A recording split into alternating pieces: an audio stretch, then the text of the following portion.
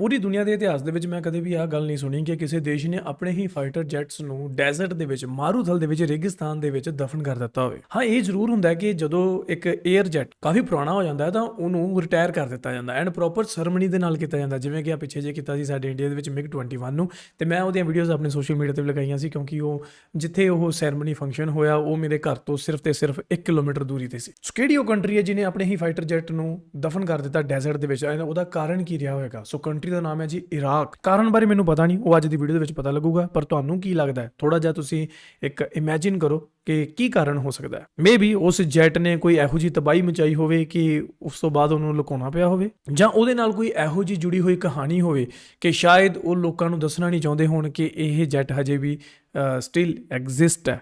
ਕਾਰਨ ਪਤਾ ਨਹੀਂ ਕੀ ਹੈ, ਬਟ ਦੇਖਦੇ ਹਾਂ ਅੱਜ ਦੀ ਵੀਡੀਓ ਵਿੱਚ। ਬਹੁਤ ਇੰਟਰਸਟਿੰਗ ਵੀਡੀਓ ਹੋਣ ਵਾਲੀ ਹੈ, ਛੋਟੀ ਜੀ ਹੈ। ਸੋ ਸ਼ੁਰੂ ਕਰਦੇ ਬਿਨਾਂ ਕਿਸੇ ਤੋਂ, ਪਰ ਤੁਹਾਨੂੰ ਸਾਰਿਆਂ ਨੂੰ ਗੁਜ਼ਾਰਿਸ਼ ਹੈ ਕਿ ਪਹਿਲਾਂ ਆਪਣੇ ਚੈਨਲ ਨੂੰ ਸਬਸਕ੍ਰਾਈਬ ਜ਼ਰੂਰ ਕਰ ਲਓ, ਕਿਉਂਕਿ ਤੁਸੀਂ ਸਬਸਕ੍ਰਾਈਬ ਨਹੀਂ ਕਰਦੇ, ਬਸ ਵੇਖ ਕੇ ਚੱਲ ਜਾਂਦੇ ਹੋ ਤੇ ਮੈਂ ਇੱਥੇ ਬੈਠਾ ਬੋਲਦਾ ਰਹਿਣਾ। ਸੋ गाइस प्लीज सब्सक्राइब। अस्सलाम वालेकुम दोस्तों एंड वेलकम टू अबाबील। दोस्तों 2003 में अमेरिका ने इराक पर हमला किया।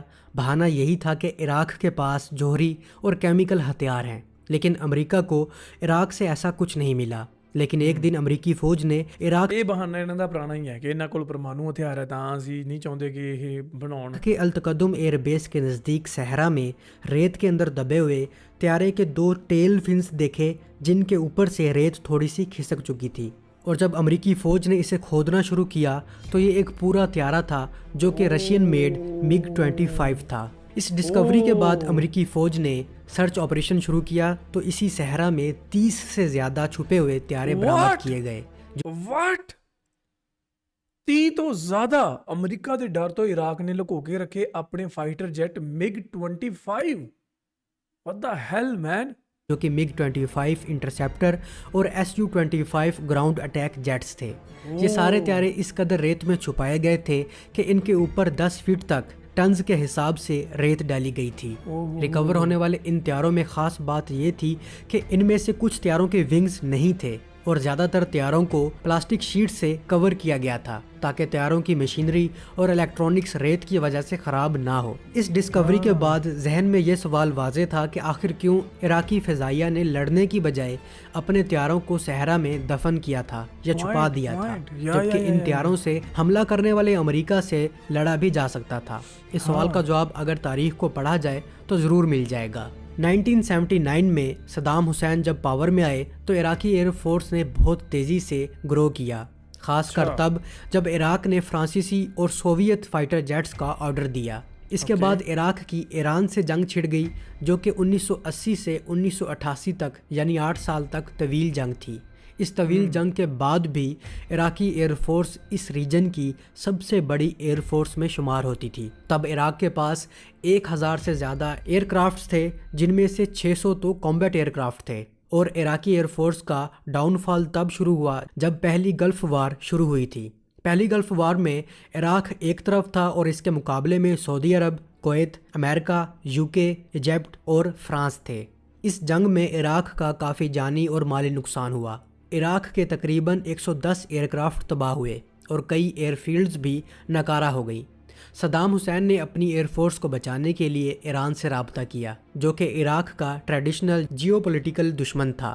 दरअसल अमेरिका ने नो फ्लाई जोन बना दिया था और इराक पर सैंक्शंस भी थी, तो कोई मुल्क भी इराक की मदद के लिए तैयार नहीं था।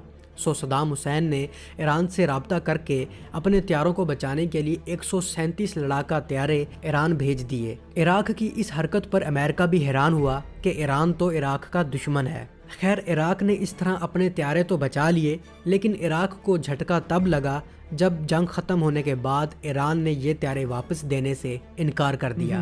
इराक पर क़यामत तब टूटी जब एक दहाई बाद इराक पर अमेरिका और इत्तेहादियों ने दोबारा हमला किया। इराक जानता था कि इसके बाकी बचे ओल्ड सोवियत त्यारे जदीद अमेरिकी त्यारों का मुकाबला नहीं कर सकते, लेकिन ये भी हकीकत थी कि ये 3rd जनरेशन त्यारे थे और इन पर इराक के काफ़ी पैसे खर्च हुए थे, और अगर ये त्यारे भी तबाह हो जाएं तो सैंक्शंस की वजह से मज़ीद त्यारे मिलना भी मुश्किल थे। सदाम हुसैन ईरान वाला तजर्बा भी कर चुके थे। सदाम हुसैन बहरहाल अपनी एयरफोर्स को बचाना चाहते थे। इन्होंने सोचा कि इन त्यारों को सहरा में दफन कर दिया जाए और जब जंग ख़त्म हो जाए तो हम दोबारा अपनी एयरफोर्स खड़ी करेंगे। और इस तरह इन्होंने त्यारे के विंग्स उतार कर इन्हें सहरा में दफना दिया।